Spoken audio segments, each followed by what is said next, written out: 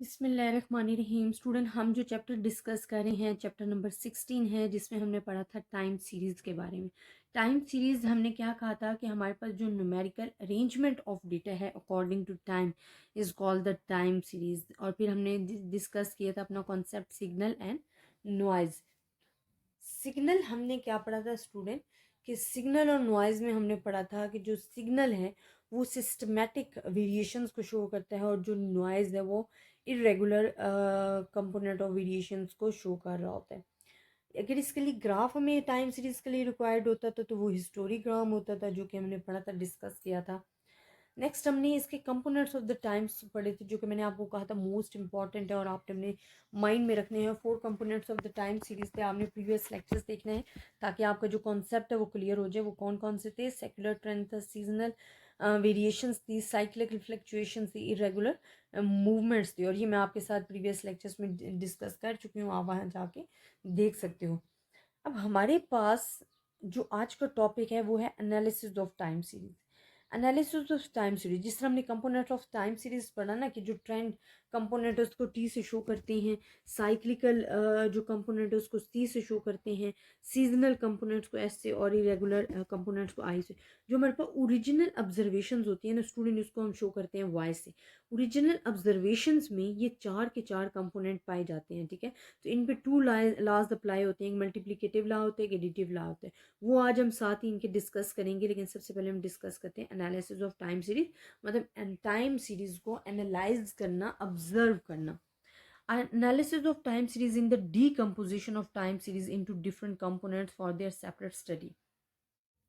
अगर आपने एनालाइज करना है ना टाइम सीरीज को, तो जो टाइम सीरीज के कंपोजिशन कंपोनेंट्स हैं उनको कंपोज करके उसकी सेपरेट स्टडी करनी है। जैसे कि हम पढ़ के आए हैं कि हमारे पास ट्रेंड कंपोनेंट क्या था, साइक्लिकल कंपोनेंट क्या था, सीजनल कंपोनेंट क्या था, या इरेगुलर कंपोनेंट क्या था। The process for analyzing a time series is intended to isolate and measure its various components. The study of time series is mainly required for estimation and forecasting. जब भी आप study करोगे time series को तो आपको mostly required होगी estimation and forecasting. Forecasting क्या होती है? प्रिडिक्शंस। आपने फ्यूचर वैल्यू के बारे में प्रिडिक्ट करना होता है। An ideal forecast should based on forecast on various types of fluctuation. जो आइडियल फोरकास्ट होता है ना वो डिफरेंट फ्लैक्चुएशंस पे बेस कर रहा होता है।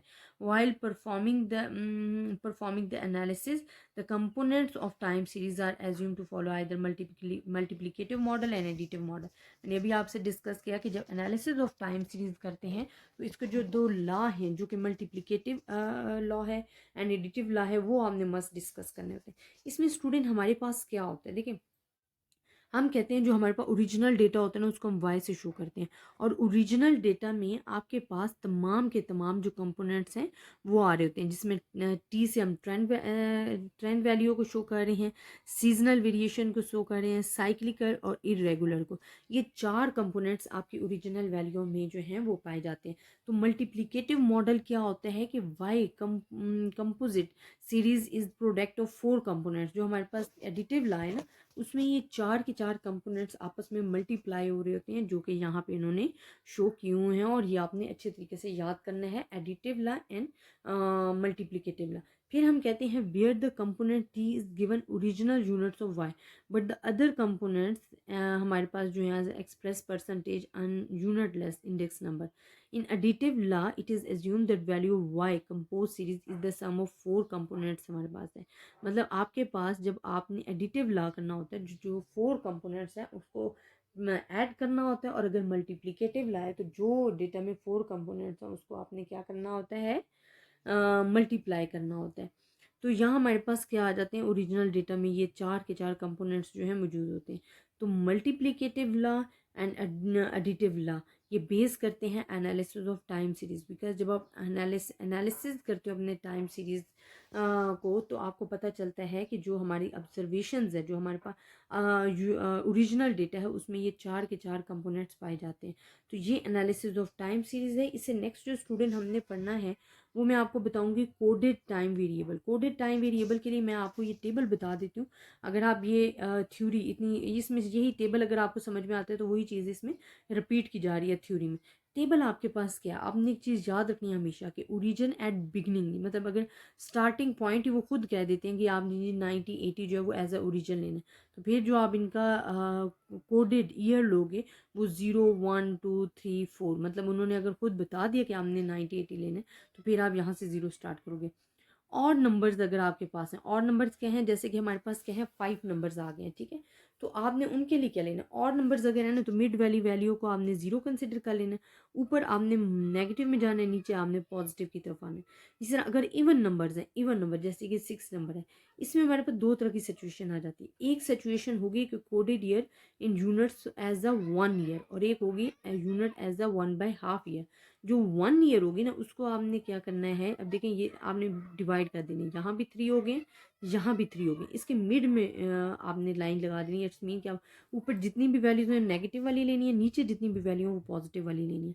अब हमारे पास क्या है, अब मिड में है ना, तो हमारे पास 0.5, वैसे हम 1 से स्टार्ट करते हैं बट हम 1/2 से करेंगे, तो 0.5 माइनस से आ जाएगा, यहाँ 0.5 पॉजिटिव आ जाएगा, इसको 1 बढ़ाएंगे 1.5 2.5 सो ऑन, इसी तरह जीरो नेगेटिव ऊपर लेके जाओ, यहाँ आपके पास पॉजिटिव नीचे आएगा। और 1 year in units as a 1/2 year जो कोडेड ईयर आ रहा है वो हमारे पास क्या है, यहाँ से हमारे पास स्टार्ट हो रहा है जो कि -1 -3 -5 या 1 3 5। ये चीज़ें आपने याद रखनी है, बिकॉज जब आप क्वेश्चन सॉल्व करोगे तो ये आपको कोडेड ईयर फाइंड करने पड़ जाएंगे। तो अगर आपको कॉन्सेप्ट क्लियर होगा तभी जाके आप ये एक्सप्लेन कर सकते हो, अदरवाइज आपको कोडेड ईयर बनाने में मुश्किल होगी। तो आई होप स्टूडेंट आपको लेक्चर की समझ आई होगी, लेकिन अगर आपको फिर भी किसी भी किस्म की प्रॉब्लम है आप मुझसे डिस्कस कर सकते हो। ज़्यादा से ज़्यादा स्टूडेंट्स के साथ शेयर कीजिएगा। अपनी दुआओं में याद रखिएगा। अल्लाह हाफिज़।